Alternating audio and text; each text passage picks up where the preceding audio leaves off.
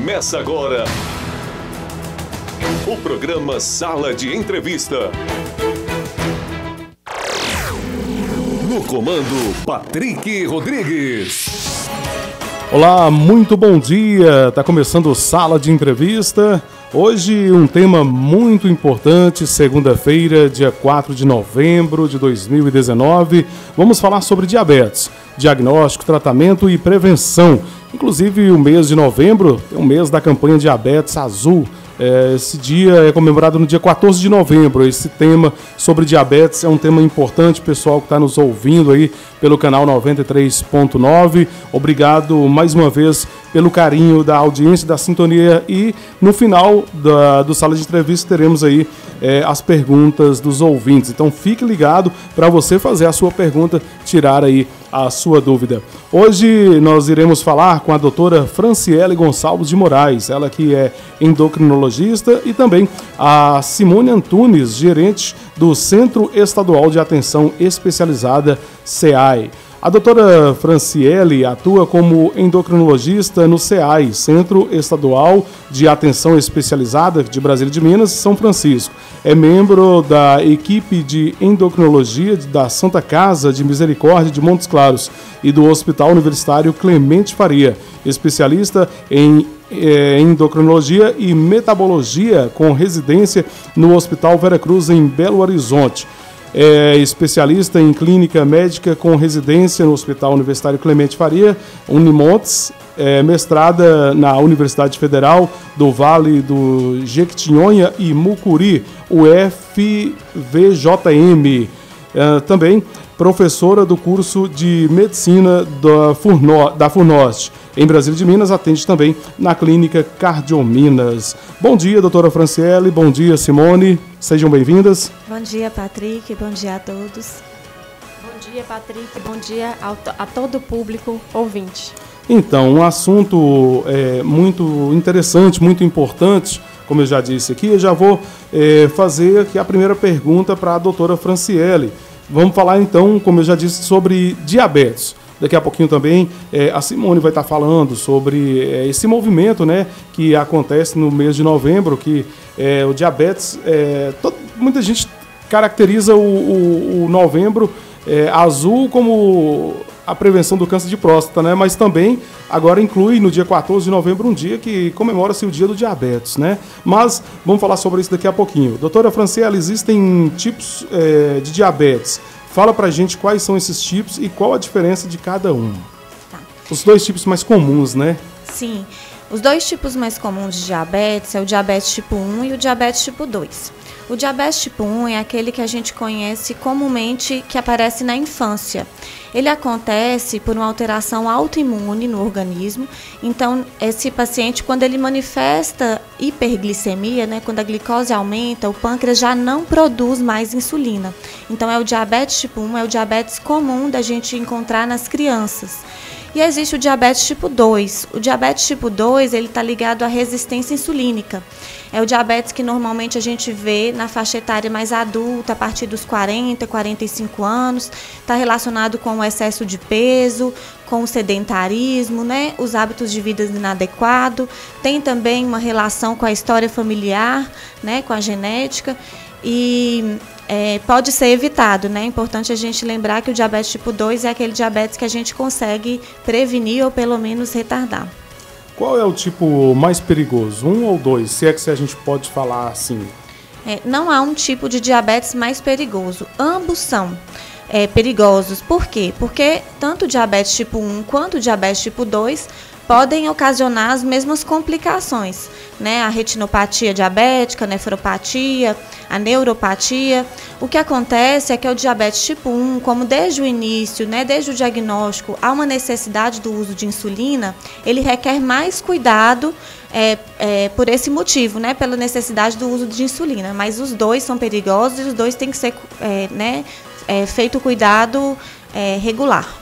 A doutora falou sobre a questão do diabetes, que existe um tipo de diabetes que tem como prevenir, né? Como prevenir o diabetes? Então, para a gente pensar na prevenção do diabetes tipo 2, nós temos que entender que existem fatores de risco para que ele aconteça. Então, a obesidade é um fator de risco, hipertensão, colesterol alto, né? O tabagismo também é um fator de risco. Então, se você consegue mudar os hábitos de vida para evitar que essas alterações aconteçam, principalmente a obesidade, você consegue evitar o diabetes tipo 2, mesmo às vezes já tendo uma tendência genética, né? Levando em consideração que a tendência genética tem um fator, que é a faixa etária também, mas se você tem hábitos de vida saudáveis, você consegue evitar ou retardar esse diabetes. Como é que seria esse hábitos de vida saudável? Então, o que a gente considera um hábito de vida saudável? É prática de atividade física regular, com no mínimo 150 minutos por semana. Então, pode ser 50 minutos 3 vezes na semana ou 30 minutos 5 vezes na semana. Essa é a quantidade mínima, né? Mais do que isso seria ótimo, né?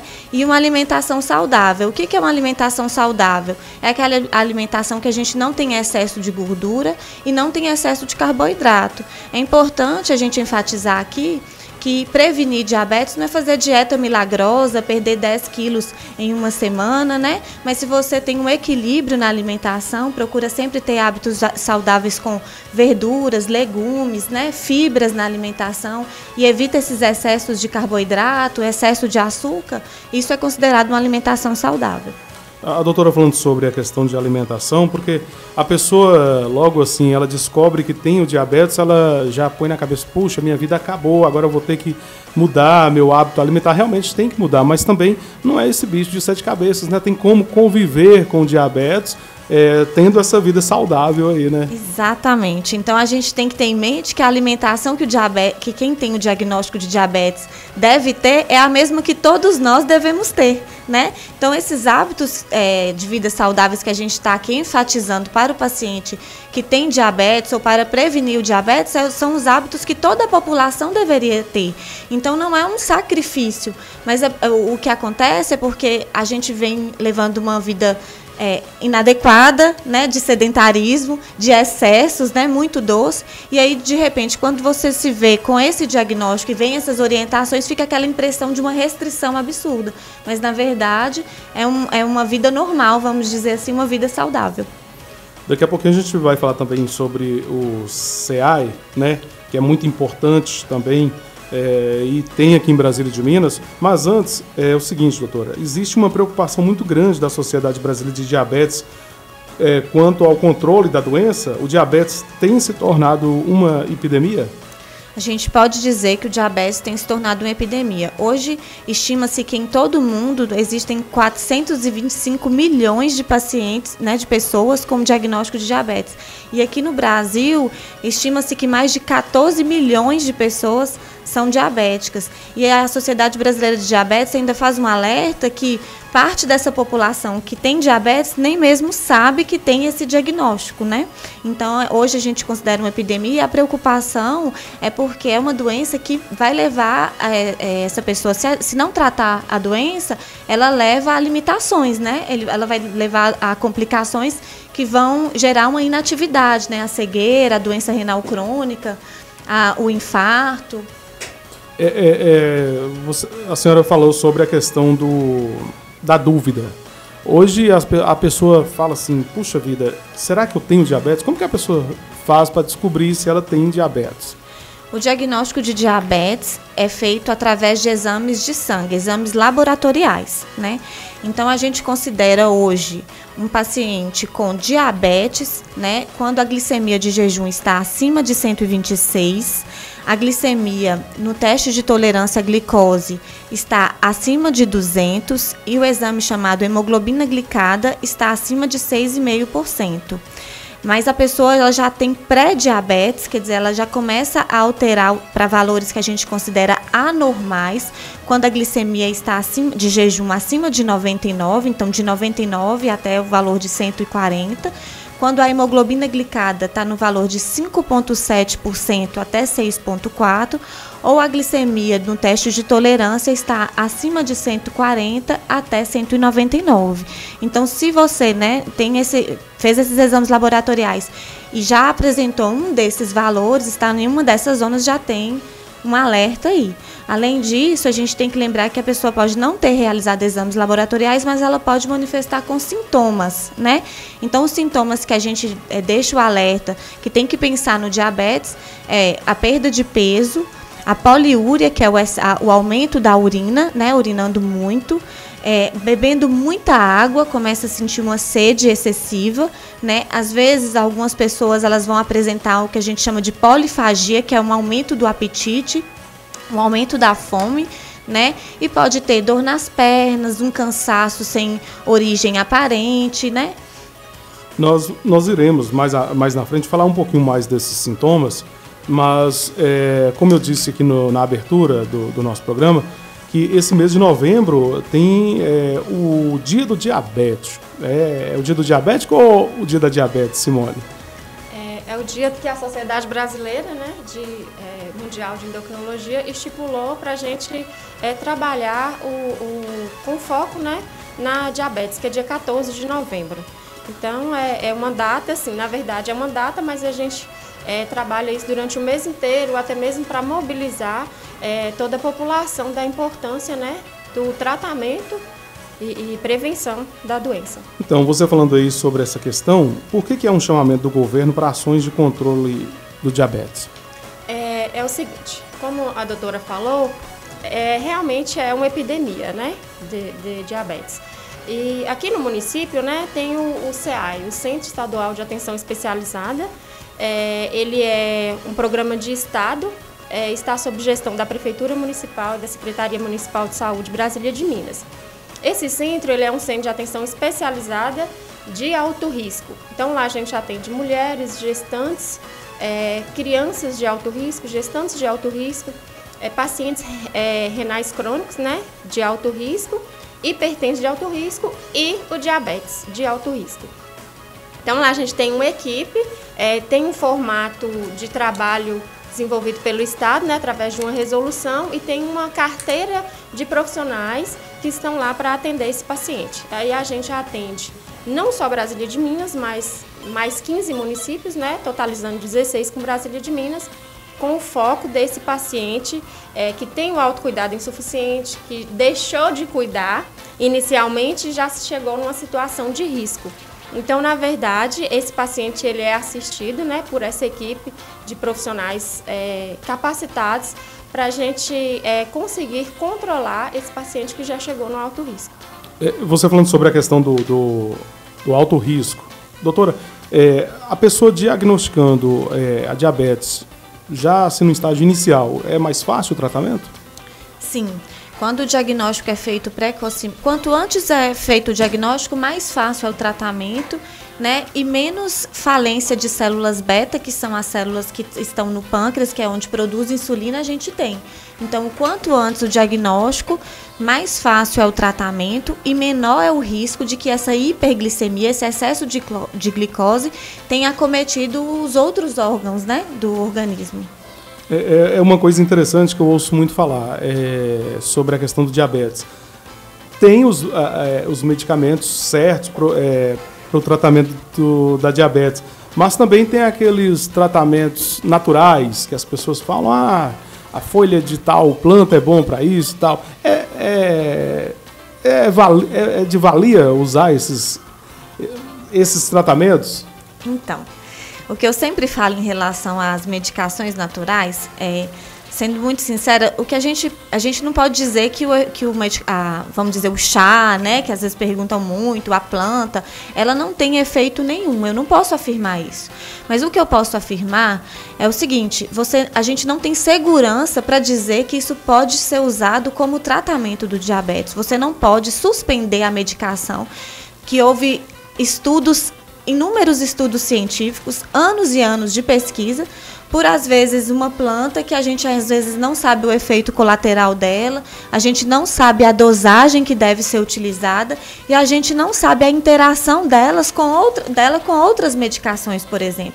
Então, às vezes, aquela planta ela pode ter um efeito benéfico, mas a gente precisa de estudo para poder orientar o uso dessa planta, né? Porque, na verdade, então, o importante, quando você é diagnosticado com a doença, o importante é seguir o tratamento orientado pelo médico, não é isso? Exatamente, né? Então você tem que ter um médico de confiança, tirar suas dúvidas com ele, que é muito importante, porque quando você não tira suas dúvidas, você vai para casa e as pessoas começam a falar muita coisa e você fica sem saber o que é certo, o que é errado, né? Então você tem que confiar no seu médico, tirar suas dúvidas com ele e seguir as orientações. Porque, na verdade, a diabetes, ela é uma doença que o tratamento não é só com medicamentos. Existe também a questão da alimentação, do exercício. Exatamente. Essa coisa que a gente tem enfatizado do exercício físico e da alimentação, ela é tão importante que algumas vezes as pessoas chegam com valores já nos exames de sangue de diabetes, valores iniciais, como até você havia perguntado anteriormente, e quando ela começa a mudar esse estilo de vida, começa a fazer atividade física e mudar a alimentação, ela consegue trazer esses exames para níveis normais, sem medicação. Então, essa pessoa consegue reverter o diabetes apenas com a mudança no estilo de vida. Então, quando é descoberto isso na fase inicial, é possível que isso aconteça. Mas aí precisa de uma aderência importante da pessoa. Então, Simone, o que o SEAI vai desenvolver neste mês para conscientizar, né, as pessoas? Como será comemorado o Dia do Diabetes aqui em Brasília de Minas? A equipe do SEAI, né, nós temos uma equipe multiprofissional, né? Nós temos endocrinologista, cardiologista, endócrino, nutricionista, enfermeiro, psicóloga, assistente social, farmacêutico. Todos esses profissionais estão bem envolvidos, na verdade, no decorrer do ano, mas especificamente esse mês a gente está trabalhando. A primeira atividade é hoje, né? Que é informar para a população desse mês da questão da prevenção, das orientações e dos cuidados. Durante o decorrer do mês, a gente vai realizar no SEAI as salas de espera.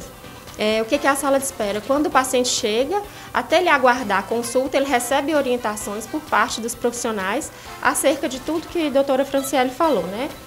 Alimentação, atividade física, né?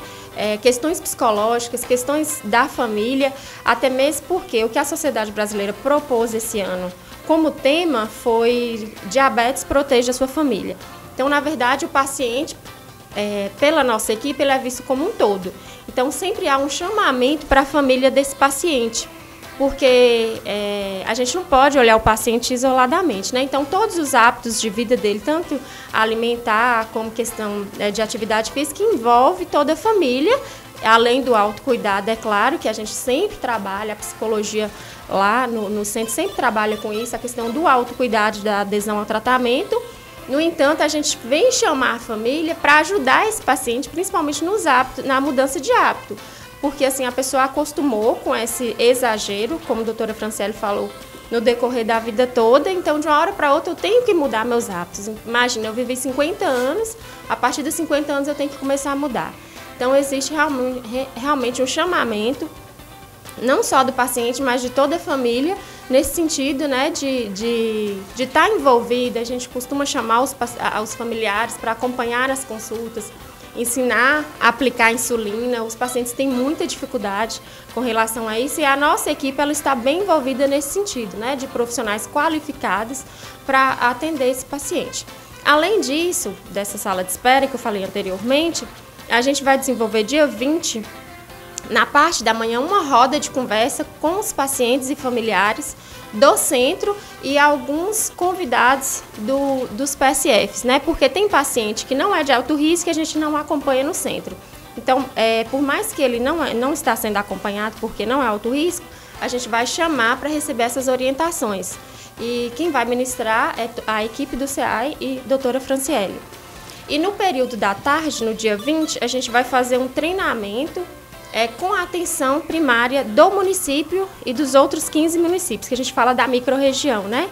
A gente vai treinar médicos e enfermeiros para saber manejar essas questões, né? Insulinização, as prescrições, quando encaminhar para o SEAI ou não, porque não são todos os pacientes que são critérios para estar no SEAI. Então, aquele paciente que não é critério, ou até mesmo aquele que está, o médico da atenção primária, o enfermeiro, tem um treinamento, né, além, lógico, dos conhecimentos que já tem, clínico, para atender esse paciente. Você falou uma coisa interessante, a questão da família, tá consciente em relação a essa pessoa que tem a doença. Tem os hábitos alimentares. A pessoa é diagnosticada com a diabetes, aí tem realmente uma mudança, né? A família tem que também adaptar a questão dessas mudanças alimentares do paciente. Eu posso até dar um exemplo.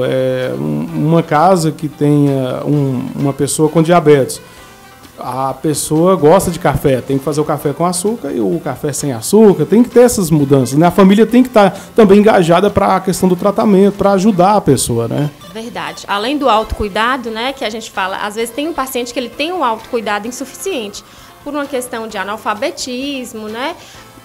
Ou questões até de resistência mesmo. Tem paciente que ele não aceita que ele é diabético. A doutora Franciele sabe muito bem disso, né? E a gente lá, a gente encontra muitos pacientes assim.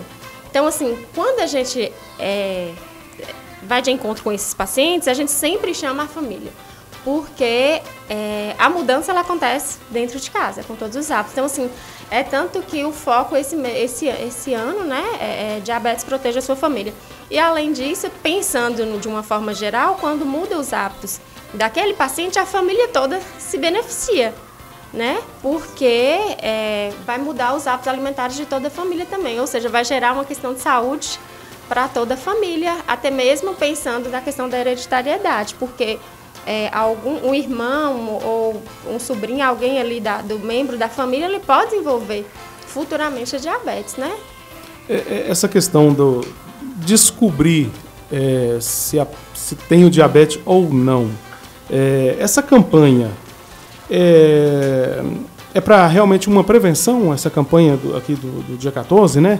É para a pessoa... Porque eu acredito que existam muitas pessoas que talvez tenham a doença e não saibam que ela tem aquela doença. Essa campanha é para conscientizar as pessoas sobre essa prevenção? Então, na verdade, a campanha, o Dia Mundial do Diabetes é para conscientizar da doença, né? Então, o Dia Mundial do Diabetes vem conscientizar que é uma doença que tem aumentado, conscientizar que se você controlar, você evita as complicações. Só que a campanha no mês de novembro envolve, sim, a questão de prevenção. Então, a gente tem esses dois objetivos, tanto a questão de conscientização para quem já tem o diagnóstico, quanto também a prevenção para quem tem um alto risco de desenvolver a doença. Nós iremos finalizar esse primeiro bloco. Daqui a pouquinho, na volta do intervalo, a doutora Franciele vai falar sobre as complicações do diabetes. Daqui a pouquinho a gente volta.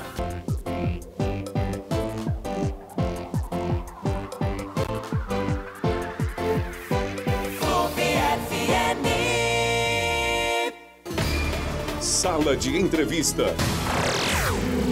No comando, Patrick Rodrigues. Olá, já estamos de volta com o Sala de Entrevista, hoje falando sobre diabetes. Eu quero só lembrar que no final do programa, no último bloco, teremos aí as perguntas dos nossos ouvintes. Gostaria de pedir aos nossos ouvintes que fizessem as perguntas elaboradas por textos pelo nosso WhatsApp, porque fica um pouco complicado para a gente ouvir os áudios. Daqui a pouquinho a gente vai estar já acompanhando essas perguntas ali pelo WhatsApp. Mande mensagem de texto, por gentileza, pessoal. Hoje estamos recebendo aqui a doutora Franciele Gonçalves de Moraes. Ela veio juntamente com a Simone Antunes, e a Simone, ela é gerente do CEAI. Vamos falar então, Simone, sobre onde é o CEAI e como que a pessoa faz para ter acesso a... É um programa, o CEAI? O CEAI é um programa, né? Como eu já falei, um programa do Estado de Minas, mas está sobre a gestão da Prefeitura Municipal de Brasília de Minas, da Secretaria Municipal de Saúde, né? O CEAI é o antigo Viva Vida e Perdia, né? Que ficou um programa de um tempo atrás. O prédio na Avenida Bias Fortes, 1061, Dona Joaquina, ao lado do Hospital Municipal Senhora Santana.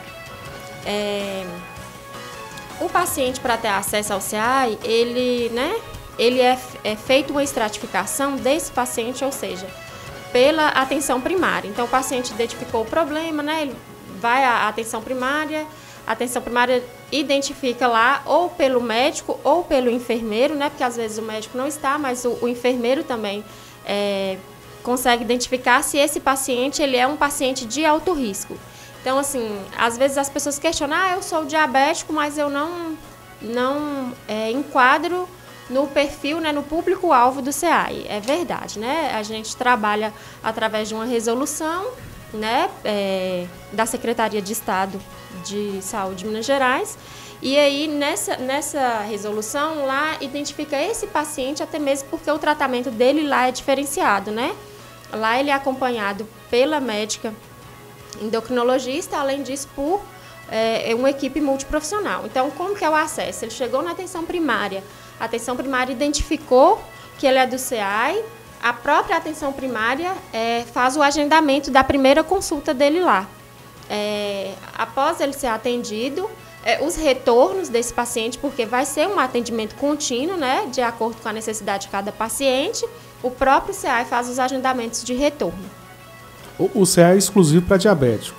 Não, o CEAI ele é um atendimento de atenção secundária, né, ambulatorial, ele é hipertenso de alto risco, diabético de alto risco, renal crônico de alto risco, criança de alto risco, ginecologia de alto risco e gestante de alto risco. Então, tem esse público-alvo, né, e trabalha também com rastreamento, né, do câncer de mama, né, que é com as mamografias de rastreamento que a gente trabalhou agora no Outubro Rosa, né, que são pacientes de 50 a 69 anos de idade. Então, esse paciente que não enquadra dentro do CEAI pode fazer também o acompanhamento nos PSFs, né? O paciente que não enquadra no perfil, né, nos critérios do CEAI, ele vai ser acompanhado pela atenção primária, que é a equipe de saúde da família, né? Então, lá o médico e o enfermeiro vai fazer o manejo desse paciente para que ele não chegue ao alto risco. Ou seja, assim, se ele não for para o CEAI, melhor ainda, né? Porque ele significa que ele não é um paciente de alto risco. Doutora Franciele, quais as complicações do diabetes? As complicações do diabetes a gente divide em microvasculares e macrovasculares. Então, as microvasculares, elas incluem a retinopatia diabética, né, que é o que leva a uma complicação grave, a cegueira. A gente tem a nefropatia diabética, que é a doença renal crônica, né, que pode levar à dependência de hemodiálise, né? A gente tem a neuropatia diabética, que é aquela alteração que a gente conhece comumente como perda da sensibilidade nos pés, né, e queimação. E como as principais macrovasculares, a gente tem as doenças cardiovasculares, que incluem o infarto agudo do miocárdio e o AVC. Você falou sobre a questão como que a pessoa faz para saber se ela tem a diabetes, no início da entrevista. Para a pessoa que está ligando o rádio agora, está nos ouvindo, falando sobre esse tema que é muito importante, como você já disse, a diabetes se tornou uma epidemia, né? A pessoa fala assim, eu fiz o exame, aquele lá de furar o dedo, quanto é que tem que estar, como é que é? O exame que a gente chama de glicemia capilar, que é o exame que a gente até faz em muitas campanhas para, às vezes, diagnosticar pessoas que não têm noção de como que está a glicemia, ou que nem sabe que tem diabetes, ele não é critério para diagnóstico, né? Então, a glicemia capilar, ele é um acompanhamento ou um instrumento de rastreamento de uma população grande. Mas você não pode simplesmente fazer uma glicemia capilar, ela deu 102 em jejum e você dizer que você está pré-diabético. O necessário mesmo são os exames laboratoriais, que é esse exame que você vai fazer no laboratório, né, a glicemia em jejum lá, ou aqueles outros que eu falei, que é a hemoglobina glicada e o pós-destrozol, que é o teste de tolerância à glicose. Ô, Patrick, eu só queria enfatizar que a gente estava falando, você me perguntou das complicações, e anteriormente Simone falou do paciente de alto risco.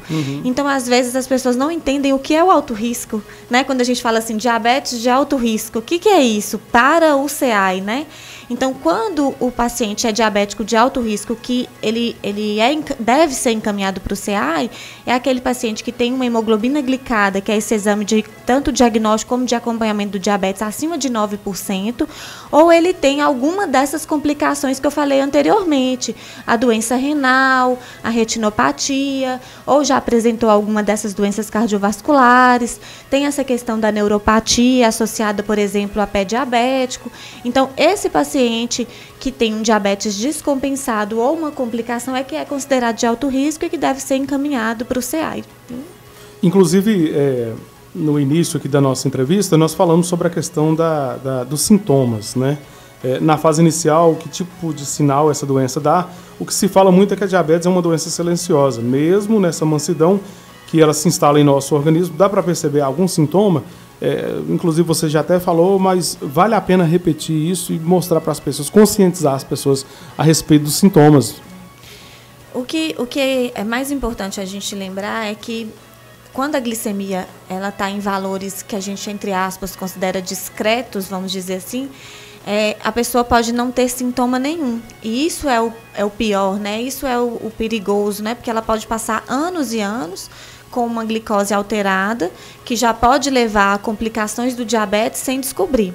Mas a partir do momento que essa glicemia começa a ficar em valores mais altos, geralmente acima de 180, acima de 200, é quando os sintomas começam a surgir, né? E aí são aqueles sintomas que eu havia falado anteriormente, que é a questão da poliúria, aumento do volume urinário, o aumento da ingesta hídrica, a pessoa sente muita sede, a gente chama isso de polidipsia, a perda de peso importante, sem ter outra causa aparente, uma fraqueza importante, pode ter também turvação visual, a visão começa a ficar um pouco embaçada. As manchas na visão, né? Exatamente. A pessoa ouve falar de diabetes, já pensa, puxa vida, diabético, vou ter que, se eu não tratar, tem a questão da amputação, né? É uma coisa temida pelo diabetes. Por que algumas pessoas chegam a amputar membros por causa do diabetes? O que acontece? Então, a amputação é uma consequência grave de vários problemas que vão acontecendo no decorrer do tempo. Então, o paciente ele tem diabetes, normalmente é uma pessoa que não tem um controle adequado, já desenvolveu essa alteração chamada neuropatia diabética, e essa neuropatia diabética, uma das manifestações principais é essa perda da sensibilidade nos pés. Então, quando a pessoa perde a sensibilidade, ela machuca, ela arranha, ela às vezes tem casos de entrar espinhos no pé e a pessoa não perceber que teve essa lesão. Então, pelo fato dela não ter essa sensibilidade normal, essa lesão ela vai avançando muitas vezes sem a pessoa perceber.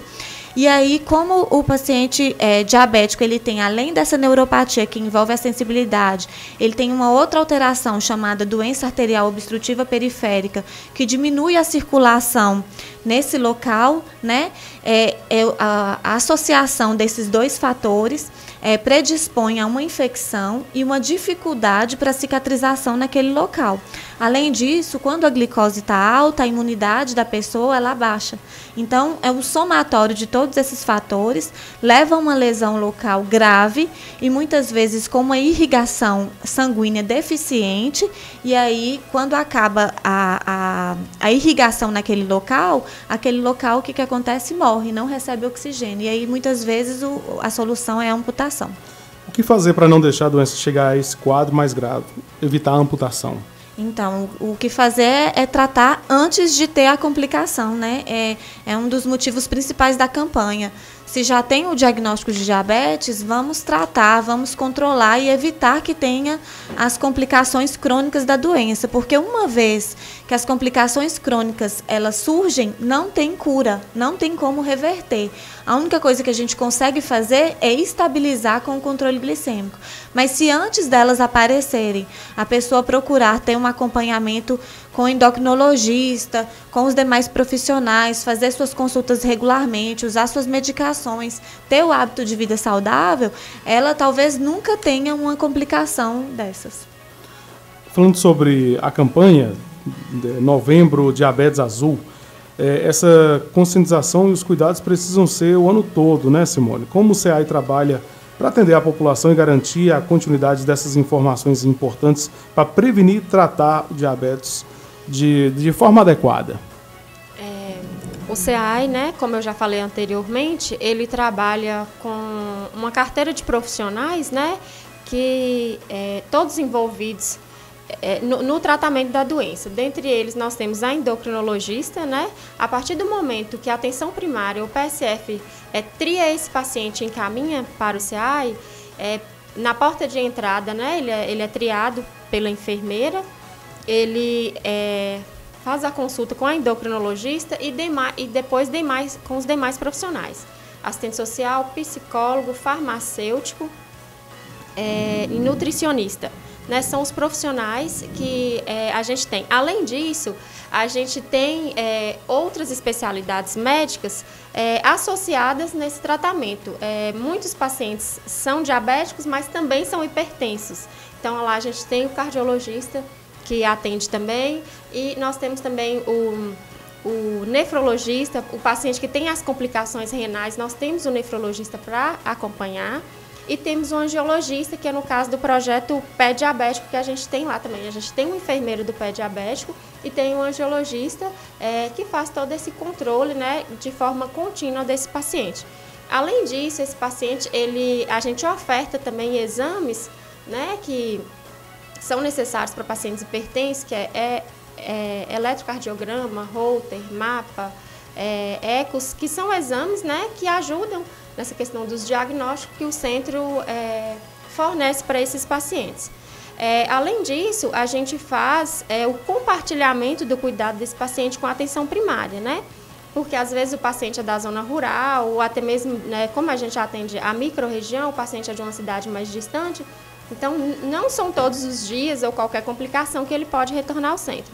Então a gente elabora um plano de cuidado, encaminha para a atenção primária, para a atenção primária saber, ter ciência das necessidades daquele paciente, porque o PSF ele é muito mais próximo do paciente do que o SEAI, né? Então a gente compartilha o cuidado com a atenção primária, por isso que é bem importante assim, o paciente sempre estar procurando a atenção primária juntamente com o SEAI, para que seja um sucesso mesmo o tratamento. Uma curiosidade minha, a hipertensão, ela é consequência da diabetes? Ela pode tanto ser fator de risco, então hoje a gente sabe que quem tem hipertensão tem mais chance de desenvolver diabetes, mas também pode ser uma complicação do diabetes. Então, normalmente quando a pessoa é diabética e principalmente mal controlada, ela pode ficar hipertensa. Pode falar, Simone. É por isso que a carteira, né, o Estado já propôs esse trabalho interdisciplinar com todas essas especialidades que nós temos lá, porque o paciente a gente tem que olhar ele um todo, né? Então, assim, a gente identificou a necessidade, a doutora Franciele identificou que ele precisa de um acompanhamento com o nefrologista e o próprio centro já faz esse direcionamento do paciente para o nefrologista, o angiologista ou cardiologista. Eu disse uma curiosidade minha porque eu sou diabético e a minha pressão é ótima, então sempre tive essa dúvida e se realmente é uma consequência. Então, pode ser, né, Patrick? Mas não significa que todo mundo que tem o diabetes, ele é hipertenso também, né? Mas pode ser um fator de risco. Nós falamos aqui sobre a questão da alimentação. O que representa a alimentação no tratamento e quanto na prevenção da doença? O que é bom e o que é ruim? É muito importante a gente falar da alimentação, porque às vezes o que se passa é que quando tem um diagnóstico de diabetes, não pode comer mais nada. A sensação que as pessoas têm é que agora vai comer só folha, né? É assim que muitas vezes as pessoas pensam. Então, o que a gente orienta em relação à alimentação é que os excessos é que são prejudiciais. Então, a gente pede para não ter excesso de carboidrato, não ter excesso de gordura, mas toda a alimentação ela deve ser equilibrada. Ela pode ter um teor de carboidrato, um teor de gordura, um teor de proteína. E aí a gente pede, por exemplo, para suspender o açúcar, porque é a fonte de carboidrato que a gente está vendo ali, né? E é uma fonte de carboidrato que tem alta caloria, é rapidamente absorvida pelo organismo, né? E aí, consequentemente, gera uma hiperglicemia, né, no organismo da pessoa de forma muito rápida. Mas se a pessoa faz tudo corretamente, tem uma alimentação adequada, muitas vezes, ela bem controlada, às vezes a gente deixa um pouquinho do açúcar do cafezinho, mas isso são casos e casos, né? Então, eu acho que o recado que fica, mais uma vez, o que eu sempre falo, é o equilíbrio, é saber que o excesso de carboidrato, o excesso de gordura é que faz mal para a pessoa que tem o diagnóstico de diabetes. Eu gostaria que você falasse sobre o pé diabético. Como evitar essas complicações? Então, o pé diabético, eu comentei como que acontece, né, anteriormente, né, ele é decorrente de uma alteração da neuropatia diabética associado à doença arterial obstrutiva periférica e ainda uma infecção. Então, esses são os critérios para a gente dizer que a pessoa tem um pé diabético, né? Então, ele tem duas complicações crônicas do diabetes associada a uma infecção naquele pé, e aí a gente diz que é um pé diabético. E a forma de prevenir é estar fazendo o autocuidado, quer dizer, o cuidado com os pés. A pessoa que tem diabetes, ela tem que sempre lembrar de estar olhando para o pé, né? Fazendo a higienização entre os dedos, fazer sempre aquela limpeza, enxugar entre os dedos, porque ele também facilita as micoses, né? Olhar o pé do paciente que tem diabetes, ele é um pé mais ressecado, então ele propicia dar fissuras, né? Que são aquelas como se fossem pequenas aberturas que muitas vezes não são valorizadas, mas aquilo ali pode ser uma fonte para infecção. E além desse cuidado que a pessoa tem que ter com os pés, é o controle da glicose, né? O controle do diabetes é importante também, porque com o controle da glicose evita que a complicação da neuropatia e da doença arterial obstrutiva periférica surja. Simone, você falou sobre a questão dos serviços que são oferecidos aos pacientes, ao diabético, né, lá no CEAI.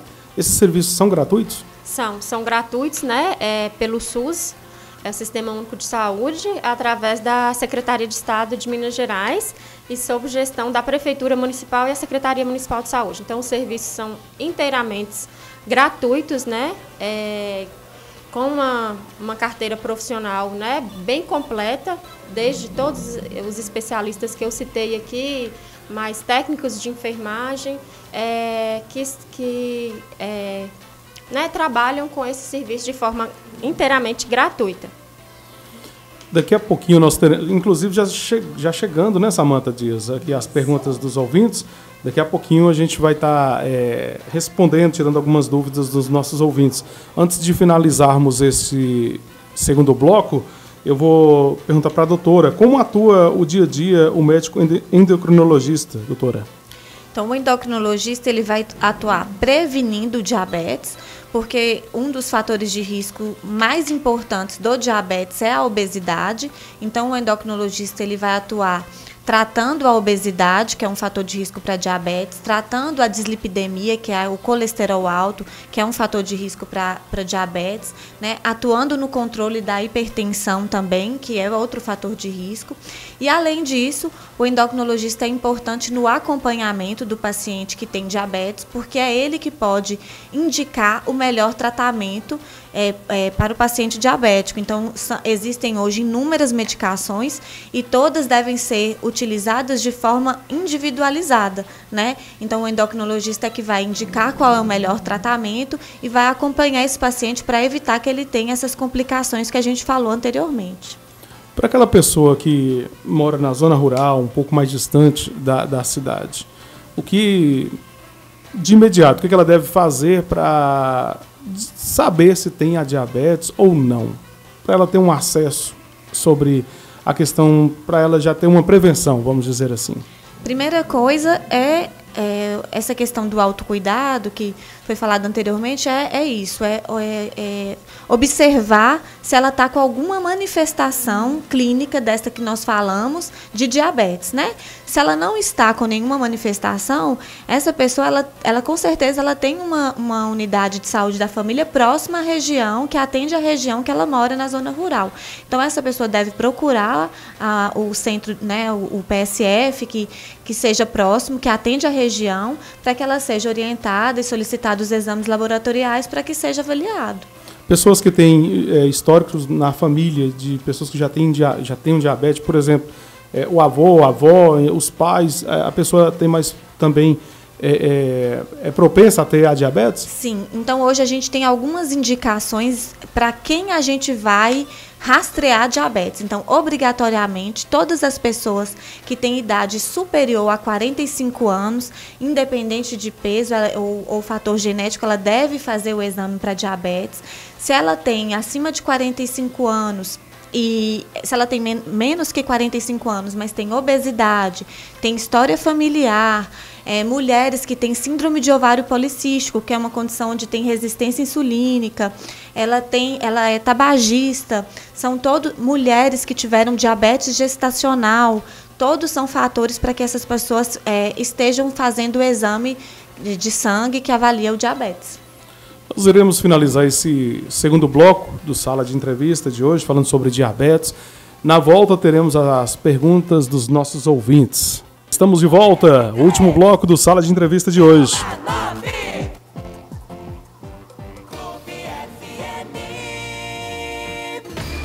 Sala de Entrevista. No comando, Patrick Rodrigues. Chegando então ao último bloco do Sala de Entrevista, hoje falando sobre diabetes, falando sobre diagnóstico, tratamento e prevenção. Nós estamos recebendo aqui a doutora Franciele Gonçalves de Moraes e também a Simone Antunes, ela que é gerente do Centro Estadual de Atenção Especializada SEAI. E, como de praxe, no último bloco são as perguntas dos nossos ouvintes que chegaram aqui, estão chegando pelo WhatsApp, via WhatsApp. E temos aqui já algumas perguntas a serem realizadas, a serem feitas. Bom dia, bom dia a todas as entrevistadas, as duas entrevistadas. Eu estou amando o programa, pois eu acho que tenho diabetes, pois eu fiz o exame e deu 177, mas eu não sinto sintoma nenhum e o meu peso é 60 quilos. Eu queria saber de vocês o que eu tenho que fazer e se o meu caso já é para tomar remédios. Meu nome é Marcília, do bairro Ibituruna. Forte abraço a todos. A Marcília fez o exame, deu 177, ela tem 60 quilos, né? E ela já quer saber se o caso dela já precisa tomar remédio para diabetes. Bom dia, Marcília. Tem algumas informações que seria o ideal da gente saber para poder te orientar melhor, mas... Ela só não especificou o exame que ela fez, né? Qual o tipo de exame que ela fez, né? Exatamente, é isso que eu ia falar. Se a glicemia deu 177 no aparelhinho no glicosímetro, né, que é a glicemia capilar, ainda não é critério. Você tem que, então, a orientação vá até o laboratório para realizar a glicemia de jejum e aqueles outros exames que eu comentei que podem ser utilizados, a hemoglobina glicada ou o teste de tolerância. Se esse resultado for um valor no exame de sangue laboratorial com uma glicemia de jejum de 177, isso já é um valor que a gente considera de diabetes. Porém, sempre que a gente tem um valor de glicemia alterado no exame laboratorial sem sintomas característicos de diabetes, é necessário que a gente repita esse exame. Então, a gente precisa de 2 exames laboratoriais alterados para confirmar o diagnóstico de diabetes. Então, se esse exame foi realizado no laboratório e a glicemia em jejum deu 177, você deve repetir esse exame de glicemia em jejum. Se esse valor vir acima de 126, né, acima ou igual a 126, aí você pode, o diagnóstico de diabetes está confirmado, e aí você tem que procurar imediatamente, né, ou o PSF ou o médico de sua confiança para que o tratamento seja iniciado. Em relação ao peso, a gente precisava saber a altura, né, para calcular o IMC e saber se trata-se de sobrepeso ou obesidade, que seria um fator de risco a mais para o diabetes tipo 2. Doutora, existe a diabetes emocional? Não existe diabetes emocional. O que acontece é que em pessoas que já têm o diagnóstico de diabetes, diante de situações de estresse, diante, às vezes, de situações, né, que tem cunho emocional, ele pode aumentar a glicemia nesses momentos.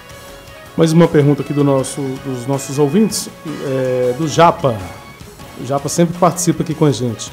Olá, bom dia a todos, em especial a entrevistada do Sala de Entrevista, as entrevistadas, né? E ele pergunta aqui, doutora Franciele, gostaria de cumprimentá-la, está cumprimentando, parabenizando aí pela entrevista, pela profissão, pelo conhecimento no assunto. Gostaria de saber quais os principais sintomas do diabetes em crianças. Os pais devem estar atentos a que manifestações, que futuro aguarda essas crianças que desenvolveram diabetes tão precocemente? São 3 perguntas, né? Bom dia, Japa. Eu agradeço e a sua participação e eu achei sua pergunta assim, muito importante. Então, vamos lá. As crianças que desenvolvem diabetes, a gente vai pensar que na criança o comum é que seja o diabetes tipo 1. Então, o comportamento do diabetes tipo 1, ele é um pouco diferente no sentido que as manifestações, elas vêm de forma mais intensa. Então, aqueles sintomas que eu citei anteriormente, da poliúria, né, que é o excesso de urina, da prostração, que é uma sonolência, uma fraqueza, isso acontece de forma mais intensa na criança e de forma mais rápida. Então, essas crianças, elas podem evoluir por um estado chamado cetoacidose diabética, que é quando ela começa a manifestar os sintomas iniciais perdendo peso, fraqueza, mas evolui com alteração no sangue, que é a acidose metabólica, associada com uma hiperglicemia. Ela começa a ficar sonolenta, pode ter dor abdominal e pode levar até coma. Então, os pais devem ficar atentos, porque a manifestação do diabetes tipo 1 nas crianças, ela acontece de forma mais abrupta, mais rápida e mais grave. Mas a gente vai aproveitar essa oportunidade para dizer também que hoje tem aumentado muito a incidência do diabetes tipo 2, que anteriormente, né, que antigamente a gente encontrava só em adultos, hoje tem aumentado de forma exponencial nas crianças e nos adolescentes. E esse diabetes tipo 2 nas crianças e nos adolescentes está muito relacionado a essa questão da obesidade e do sedentarismo na infância.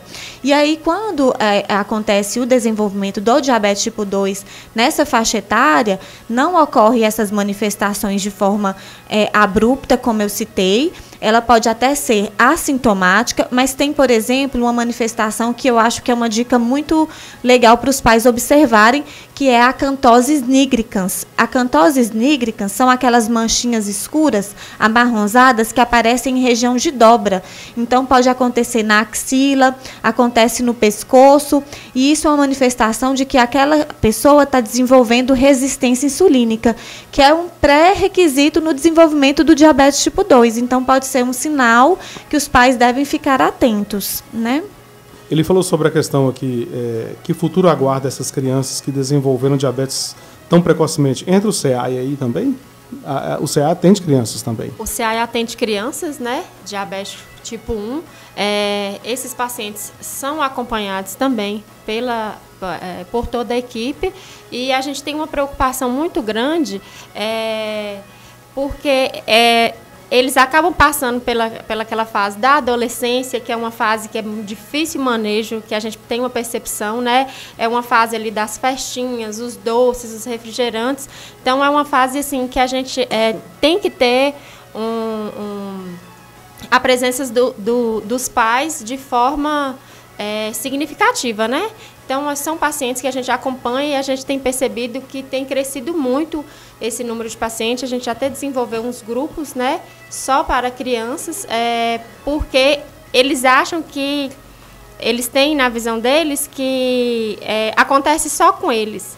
E, na verdade, porque eles chegam, tem muitos idosos, então a gente quer mostrar para eles que também existem outras crianças com essa mesma patologia, né? Porque realmente é uma fase de difícil controle, né? De entendimento, disciplina. O Japa também pergunta o seguinte: o açúcar das frutas é prejudicial ao diabético? Quais frutas podem ser consumidas em quantidade e quais não são aconselhadas moderadamente? Então, excelente pergunta também, porque às vezes a pessoa tira o açúcar, né, que é a sacarose da alimentação, mas come muita fruta, né? E aí realmente a fruta tem a frutose, né, que é o açúcar da fruta. Da mesma maneira, a frutose ela pode aumentar a glicose no sangue, pode gerar hiperglicemia. Então, quem tem diabetes pode ingerir frutas, mas não deve ingerir excesso de frutas, porque também pode promover o aumento da glicose. Então, a orientação atual é que quem tem diagnóstico de diabetes deve ingerir de 3 a 5 frutas por dia e que essas frutas devem ser ingeridas nunca mais de uma vez. Então, hoje, às vezes, as pessoas podem ter o hábito, após o almoço eu chupo 3 laranjas. Não, então a gente tem que dividir, né? Vamos colocar uma fruta no meio da manhã, uma fruta após o almoço, uma fruta de ceia ou após o jantar. Então, você divide o horário dessas frutas e lembrar que o excesso dessas frutas pode ser prejudicial. As frutas que a gente normalmente orienta, que pode aumentar mais rapidamente a glicemia, por exemplo, a uva é uma fruta, não é que a uva é uma fruta ruim, é uma fruta ótima, né? Ela é antioxidante, mas o excesso de uva promove uma hiperglicemia. Então, normalmente, o equivalente a uma banana, a gente coloca 8 uvas em média, assim. Por exemplo, a banana caturra, a gente pede para evitar e dá a opção para a banana prata, né? A melancia, a gente pede para não ter excesso de melancia, né? Nessa época agora do ano, dá ênfase à questão do excesso de manga, né? Tá numa época que as pessoas começam a ingerir muita manga e aí quando vai fazer a ingesta 2, 3, 4 de uma vez, então saber ingerir uma manga, né? E espaçar isso aí no decorrer do dia. Bom dia, sou Lucilene, moro no bairro Santa Cruz. Gostaria de saber, quem sente queimor nas mãos e nos pés já tem diabetes? Não, tem várias doenças que podem promover essa queimação nos pés e nas mãos. Agora, claro que é interessante você fazer exames laboratoriais para avaliar o diabetes. Normalmente, a queimação nos pés e nas mãos, elas vão acontecer em pessoas que têm diabetes já há mais tempo, porque são manifestações de uma complicação do diabetes chamada neuropatia diabética. Então, a neuropatia diabética pode manifestar com queimação nos pés e nas mãos, mas não somente ela, né? Então, tem outras doenças que podem dar essa manifestação. Então, a gente não pode afirmar que essa pessoa tem diabetes por causa disso. Tem uma pessoa que está agradecendo. Olha, bom dia, agradeço a Deus por ser paciente de vocês. Sou a Rosália e sou bem assistida pela equipe. Que Jesus Cristo abençoe todos que trabalham com nós, pacientes. Você falou que ela é assistida lá no CEAI? É paciente do CEAI, né? Nós aqui ficamos felizes com o resultado, né? A gente quer realmente acolher esses pacientes porque eles dão continuidade. Então, a gente tem que ter o vínculo mesmo, né? Para dar prosseguimento no tratamento. A gente que agradece. Bom dia, sou Evanilda, sou moradora do Domingos Peixoto. Minha pergunta é o seguinte, doutora Franciele, gostaria de saber o que fazer quando a pessoa ela é diagnosticada com diabetes, toma insulina, mas o Estado não fornece as seringas e a pessoa não tem como comprar. Tenho que parar de tomar insulina, como é o meu caso, inclusive eu não estou tomando porque não tenho condições de comprar as seringas. O que eu posso fazer? Bom dia, Evanilda. Então, o fornecimento da insulina, né, NPH regular, assim como os insumos, né, para o tratamento do diabetes, que consistem nas seringas, nas fitas de glicemia e no glicosímetro, é por lei direito do diabetes que faz uso de insulinoterapia. Então, você tem que sim correr atrás disso, requerer esse fornecimento desses materiais. Normalmente é solicitado um papel, né, um relatório do médico que assiste o paciente, que a farmácia solicita para que leve, informando a quantidade de fitas que é necessário, a quantidade de seringas que é necessário por mês. E você não deve parar com o uso da insulina, né? Se você está usando insulina, com certeza ela está sendo essencial para o seu tratamento. E a suspensão dessa medicação pode trazer complicações graves, inclusive uma hiperglicemia importante, levando a desidratação e até coma. A Carla do Araújo, do bairro Araújo, perguntou o seguinte: gostaria de saber sobre as crianças que comem, gostam muito de coisas doces e mesmo já contendo o açúcar, eles colocam mais açúcar ainda. Isso já é um diagnóstico de diabetes? As crianças já, pelo fato de gostarem demais de açúcar, ela quer saber se já é um diagnóstico da doença. Não, né? Então, o fato da criança querer comer muito açúcar não é um diagnóstico da doença, né? O diagnóstico, como eu relatei, é feito através de exames laboratoriais, mas é um alerta para esses pais, né? Porque se começar a educar e mudar os hábitos de vida dessa criança agora, vai prevenir que ocorra um diabetes daqui a alguns anos, né? Então, realmente, o açúcar, ele deve ser evitado, o excesso desse açúcar, procurar equilibrar com outras fontes alimentares que tenham, né, que sejam do agrado da criança em sabor, mas que não tenham um teor de açúcar tão grande. Nós queremos aqui agradecer a doutora Franciele Gonçalves, a Simone Antunes. Eu tenho certeza que hoje foram esclarecidas aqui algumas dúvidas e foi de grande utilidade esse programa de hoje, inclusive para mim, que vou prometer que vou procurar ser uma pessoa melhor, com hábitos alimentares melhores, tá bom, doutora? Eu tenho certeza que tanto as pessoas que estão em casa quanto nós aqui no estúdio, foi muito importante as informações que foram passadas aqui hoje. O nosso muito obrigado. Eu queria agradecer o convite, agradecer por estar aqui, agradecer a todos que nos ouviram durante essa manhã e dizer que eu estou à disposição sempre que precisar e eu espero que tenha servido para conscientizar toda a população do diabetes, que é uma doença tão importante, e quem ainda não está mudando a vida, né, para promover uma saúde, né, evitar as complicações dessa doença, a partir do dia de hoje comece, né, mude hábitos alimentares, comece uma atividade física, porque vale a pena. É aquela coisa, né, a gente estava até comentando fora do ar, porque lá na frente pode ser que o arrependimento seja tarde, né, por não ter cuidado antes, porque a diabetes é uma doença que quando você já está nesse estado aqui de estar tendo esses sintomas, chegar numa situação de ter que fazer hemodiálise, alguma coisa, já é tarde, né, doutora? Exatamente. Então, vamos agir agora para prevenir o diabetes, ou quem já tem o diagnóstico de diabetes, para prevenir as complicações do diabetes, porque uma vez que essas complicações já apareceram, não tem como curar, não tem como retornar, apenas amenizar os sintomas.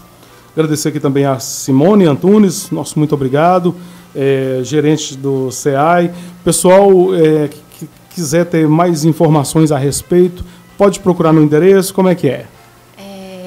Nós aqui agradecemos, né, a oportunidade. Eu acho que foi um momento, né, que a gente inicia a nossa campanha com essa divulgação, para que as pessoas possam ter consciência da gravidade, né, da doença. Então, assim, quem tiver alguma dúvida relacionada ao funcionamento do CEAI ou como que o paciente diabético ele pode ser atendido, pode nos procurar, né? A gente funciona ali do lado do hospital, o antigo Viva a Vida e Perdia, e também podem procurar os PSFs, né, as equipes de saúde da família, que eles também, né, acompanham esses pacientes, têm o conhecimento clínico, né, a respeito da doença e do fluxo de atendimento, né, dos exames, o que pode ser feito para esse paciente. Ou até mesmo a Secretaria Municipal de Saúde, caso o paciente, né, queira tirar alguma dúvida, não esteja tendo acesso ao tratamento. Nós estamos disponíveis, a equipe do CEAI é uma equipe grande, né? Qualquer dúvida, a gente está lá. Queria agradecer a doutora Franciele, que é a nossa médica lá, né? É endocrinologista, já está com a gente desde 2015, né? Então, assim, ela conhece bastante a nossa realidade, a realidade da nossa região. E a gente tem visto que tem crescido muito. Então, assim, nós estamos mesmo, a equipe está toda lá, empenhada para acompanhar esses pacientes. Você sabe a quantidade de pessoas na equipe? São 43 profissionais, dentre eles 12 médicos. né? E aí a gente é uma equipe grande, né? Com foco não só na diabetes, mas em outras áreas também. Então, assim, a equipe bem qualificada, bem treinada, muito receptiva, né? Porque o nosso paciente, ele não vai lá só para uma consulta. Ele vai, normalmente ele fica a manhã inteira, porque ele passa na médica, no enfermeiro, no nutricionista, no psicólogo, no farmacêutico. Então, a gente acaba criando um vínculo com esse paciente mesmo, né? E ele sempre está retornando. Então, a gente queria, né, agradecer a oportunidade, agradecer os ouvintes, né, e pela importância aí, né, de estar dando foco no assunto. Lembrando que esse mês é o mês da campanha, né, do Novembro Azul Diabetes. Isso. E a campanha, a gente está envolvido, né, que é o tema Diabetes Proteja Sua Família, né? Então, a gente vai trabalhar o mês inteiro, não só o mês, né, mas durante o ano todo. Esse mês é mais para as pessoas mobilizarem e saber que a gente, né, tá envolvido nessa campanha. Agradecendo a sua audiência, a sua participação, Sala de Entrevista vai ficando por aqui. Na próxima segunda estaremos de volta. O nosso muito obrigado.